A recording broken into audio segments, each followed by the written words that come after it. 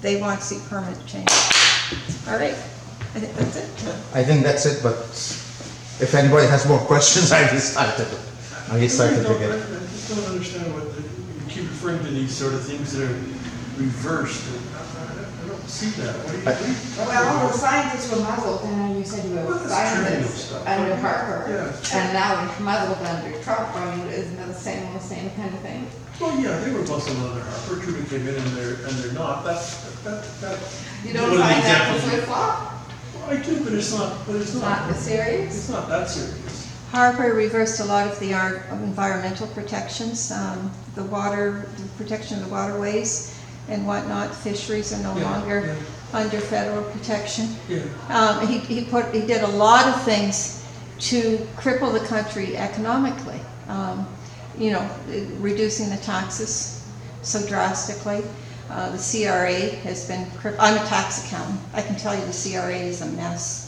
And you know, we have all this problem with tax evasion offshore. The country doesn't have, you know, the resources it needs to put the things in place that the public would like to see. You know, a lot of the money's flowing offshore. And you know, heaven help any politician that comes along and says they want to increase taxes. So your argument is that under proportional representation, the tax policies imposed by Harper would continue and wouldn't have been reversed by the Liberals.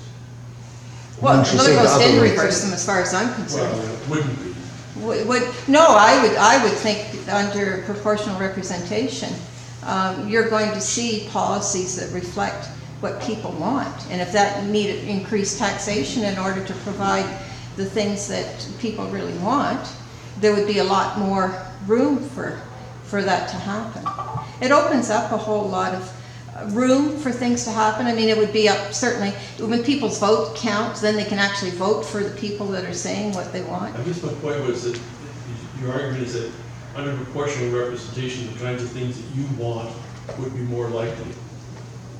No, I think that flip-flopping would be. And I'm arguing that, and I'm suggesting, well, what if it's the other way around? What if under proportional representation, the kinds of things that I would never vote for are going to become fixed?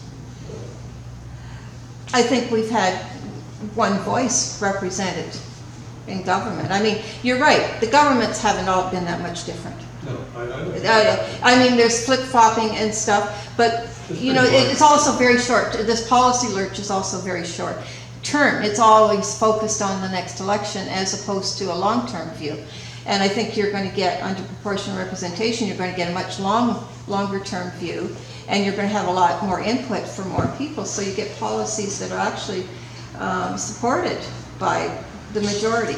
And that is the bottom line. I mean, you have people that have control of the system now, they like those policies, but you have the majority that are not happy, and they deserve representation, and they deserve some input into those policies. So, you know, if you're happy with the policies there are now, yeah, I mean, what we're seeking is something that's going to provide policies that are more reflective of all Canadians. So back in 1992, I wasn't a big fan of Brian Mulroney. I was very happy, actually, that the election ended up with only 2 Conservatives in Parliament and the policy changed. So you argue that proportional representation of running policies would have continued. I don't know what, I mean, proportional representation just gives the people more power and more input into government. What they do with it is up to them. How can they have more power? They're reducing the majority party to 2. That's happened in 92. That's a lot of power. There were only 2 Conservatives, you know, Sherry and who the other one was, who survived that tobacco. Well, that's an example of first past the post. Yeah, but I'm also, you know, I'm just So saying. they would have had more if we had proportional representation. No, that's not the point. The point was that in a case where people were not happy with the policy, they really made a difference. But Larry, your definition here is of the people, and the people simply represent what you think should have happened. And so yes, the people who are the people that you supported, I guess, in fact, eventually overrepresented themselves. So everything whether I agree with you or I don't agree with you as to what happened, the truth is that what you defined as the people got overrepresented. No, you're missing the point. The point I'm making is that if the argument is that proportional representation is gonna mean less change. Yes. No, it's gonna be more That's- stable. That's Yeah, the more stable, less change, Yeah. more stable, Yeah. right? So that means that in 1992, all policies that were brought in under proportional representation would be less likely to be changed. No, Some no, of I, them- that's, No, that's not. What I'm saying is that you've got a bias. You have a bias towards, less drastic. you have a bias towards thinking Yeah, that, the that change that will be your less good drastic, things yeah. that you want are the ones that are gonna be perpetuated. But I'm just arguing that maybe it's the other way around. The bad things keep it. Maybe it's the bad things that are gonna keep, we won't be able to throw out the bombs if they do something we don't like. But that's just. I'm just that's arguing, what we I'm do just now, throw out the arguing, I'm being votes. devil's advocate. I like the idea of proportional representation. I just think the argument is too long. I mean, we have policy lurch, but even worse than the policy lurches is the short-term policies that are all focused on the next election. I think that's a bigger problem than the reversal of the policies, and is that we don't have good policies that reflect what people want, and the majority of people want in the first place. And so you end up, I mean, most of the governments, I mean, even if you had an NDP in government, and you saw them, go right of the Liberals, they all end up in the same place that represent that, 40% that elected them, I mean, or represent those swing ridings. I mean, they're all going after those few swing ridings, right? And so their policies do tend to be very similar, but they represent a very small number of people. And what happened in 1993, I mean, the Conservatives got ground down to 2 seats, but that's because the Bloc, and I don't know exactly what the particular circumstances, why the Bloc got so many votes, but the Bloc walked away with that election, and that's what squeezed out the Well, Conservatives. there was also the Reform Party at the time kind of took away the votes from the Conservative, it wasn't just the Bloc. So that was all regional. Yes, but the Bloc got a huge number of seats compared to their votes, like, they had, like a Because tenth of the votes that the because- Conservatives had, but Because they, they're concentrated, but it was the simultaneous simultaneously the Bloc kind of blossomed in Quebec and the Reform kind of took over the West. Yes. And those were the two parts of Canada that Mulroney was facing from. He was from Quebec and he had a lot of Western support. So both of these foundations kind of collapsed at the same time, and that's what happened in '92. so it was one of the most unrepresentative results that we've ever had. So it wasn't a case of the party voting them out, it was where the votes fell. 58 was worse, right? Pardon? 58 was worse. Like Diefenbaker. Well, That was the worst result. many of Oh, us was thought- it? Oh, okay, that could be. Well, I think you got more than 3/4 of the seats or something with 42% of the vote.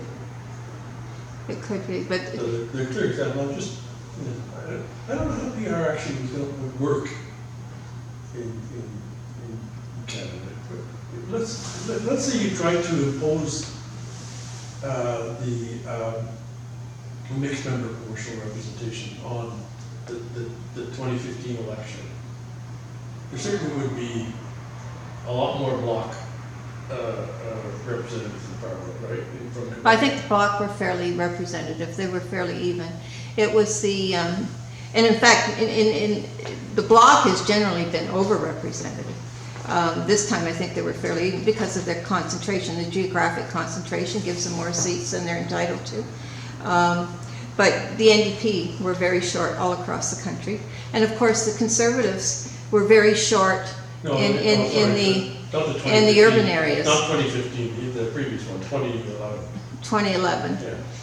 But the Liberals were short seats. The NDP has always been drastically short of seats. Well, not in 2011, they got a huge number of seats. Oh, yes, that's right. Again, the Quebec concentration, right? Yes, they were overrepresented. And that was kind of a fluky thing. All the seats they got in Quebec, right? This is the problem. The government doesn't represent Canadians because a small shift in votes, and particularly in a concentrated particular area, just shifts the seats wildly. So what we have, so right now, we probably would have a Liberal NDP coalition. right? Or a liberal conservative coalition. You know, the liberals tend to swing either way. Proportional representation, the Liberals would not have a majority, so they'd have to have the NDP from some other They'd have party. to work with Well, that's why I said that, so likely, if we had a PR system in 2015, we would be now governed by a liberal NDP coalition. I don't know. They hate each other, so I don't know if they hate each other worse than they hate the conservatives. I People don't hate the know. conservatives so much before that, so. So my question was gonna be that who would the conservatives, you know, and how would the conservatives ever get any power at all? I believe what would happen is likely the Conservative Party gets split. That's an uneasy coalition within the Conservative. I think we'd see the PCs back, is what I see. And you'd have your, you know, The Reform Party. you'd have your Kelly Leach party or whatever would spin off.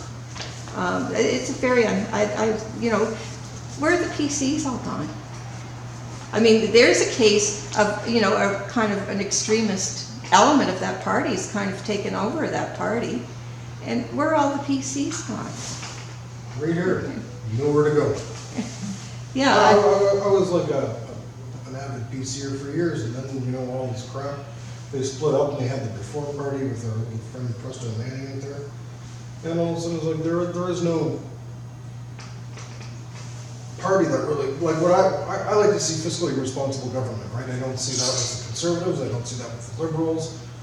You know, it's not under Paul Martin as Minister of Finance, but, you know, I think there's a lot of people out there, and it's like, where do I go? It's like, I bounce around, I don't know if I want to go conservative or liberal.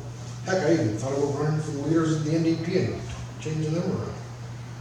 But, So that's interesting, so you would say, so a progressive conservative party then would have the option of forming a coalition with liberals, for example. And that's how they would get into power. I think there's a lot of PCers out there that have no representation, just as you say. What party represents me anymore? You know? And there's a lot of them out there. and when we talk about electoral reform, why do we never talk about the Senate? Because the Senate has been It's solved, elected. it's basically been eviscerated. So it's a whole bunch of independent people now who are very unlikely to oppose the government unless they have really something important to say. We have to listen to them. The last thing we want is to mess with the Senate. Well, talking about the Reform Party and Preston Manning, who you kind of don't seem to like, I think that one of the platforms back in '92 was to reform the Senate. Now, you might not like the ideas that you might have. I thought that they were not that bad, by the way. They would have done some good to governance in Canada and have like two different bodies checking on each other. Yeah, look at the American system, how great that works. Well, right now it doesn't work, but I think for a long time it worked. You can't have two different bodies fighting to see who controls the government. I disagree with you on this, and the truth is that I totally acknowledge that right now it's a mess, but it doesn't have to be that way. And eventually it will go back. Can you point to me a single country in the world where it has two different legislative bodies, both of which are very powerful, and the country actually works? I don't know much about the other countries. But Australia's in that know the US. situation, and they're not very happy down there either, but they have gridlock all the time, they can't get legislation through. Doesn't work. I don't know, I'm not going to say anything else. I don't know. Okay, So well, thank you for are that. Thank you, Pat. dead for a decade? I hope not. I hope not. But you're probably right. It's probably going to take a Kelly Leach party. You're right. Governments don't do anything unless they're forced to, unless their hand is forced. And it may take a crisis. Some people think we're getting close to that. Some people thought that we were there with Harper. Yeah. But So I think Trudeau made a mistake by having forming the committee in the first place. No, he made a mistake. I promise it's something that people voted for. that- He should never put it in the throne speech. If he wasn't interested in PR, he should never have mentioned it again.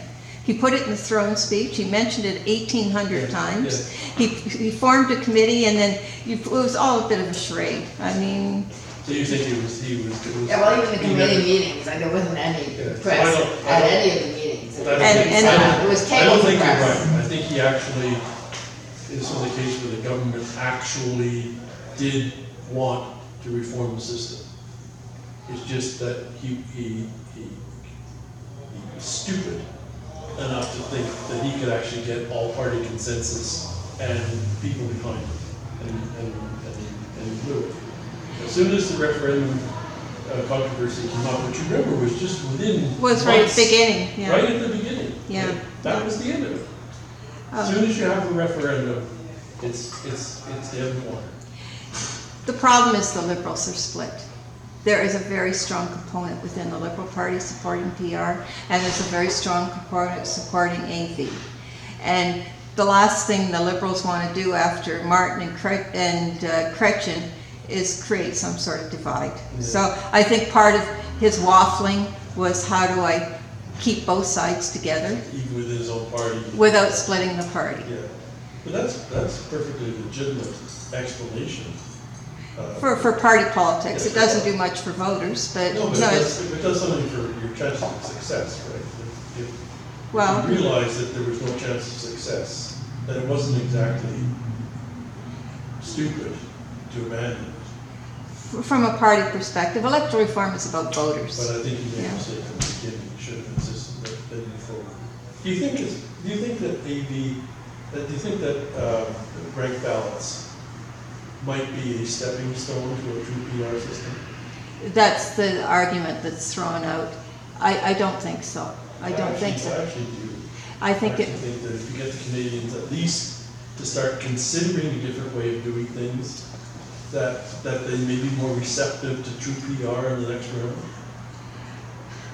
it's never happened when you look around the world.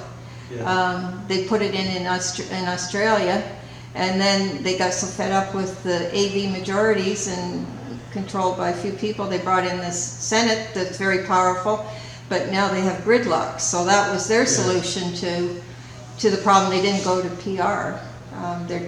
Some are talking about PR now, but it never has been a stepping stone. And it could quite work well. I mean, in Australia, it wiped out the small parties. It turned into a duopoly. You end up with polarization. You end up going closer to what's happening in the US. So, I mean, we look at it and, we can't see any upside for voters, and there's, all these big risks of what might happen. Yeah. The other thing in Canada, I Well, mean, the upside is psychological. The upside is that people might feel better about a system in which they at least thought that they were having an influence, and it might get them accustomed to the idea that there are better ways of doing things. It's psychological and political. I realize that there's no evidence that it actually leads to a better outcome. That's crystal clear, and has been for decades. But we're dealing with people who aren't necessarily as logical as some of us are. And so how do we go about getting the majority of Canadians to buy into something? And maybe a stepwise process is just a better idea. I don't think Canadians are the problem. The government is the problem. I think the Liberal Party came out tomorrow and said, we're putting in a system of, if they'd done what the Electoral Reform Committee said, go out and develop a PR system and bring us in legislation. If the Liberals were behind it and said to the public, this is what we're going to do. We studied it. We've studied it endlessly. This is what we need to do. Do you think the public, and then they went on an education campaign to tell them how to do it? Do you think If the Conservatives were opposed to it, the the Conservative? Conservatives have a much better outcome. Canadians don't like change very much. Well, I don't know. So the idea of trying to get all-party consensus was not stupid. Well, It's just you got a bunch of assholes, conservatives, who resist everything. that has to do with elections. They signed on to PR. Conservatives? Yeah, in the electoral reform Oh, in the- report. in the committee, I mean, that's how they got a majority of but parties. they also insisted upon. They also insisted upon a referendum. Knowing full well. But if all of the parties supported PR, and they went out to the public and said, we're going to have a referendum, and we all support Yes. PR, Yeah. you don't think we wouldn't have a successful referendum? I think we might. Yeah, personally, I don't think it would have been successful, but I wish they'd done it. Yeah, I think we The need problem- some the leadership problem- here, yeah. This is one of those battles that are probably gonna have to be lost a couple of times, before we can win it. But if we don't even engage in the battle, then we're dead in the water. The Liberals first promised PR in 1923. It was Mackenzie King who promised PR. So this is not, somebody saying, oh, we can't do it so quickly. Did or- Social Credit have a PR system in Alberta in the 30s and 40s? Yes, they had STV, Yeah. yeah.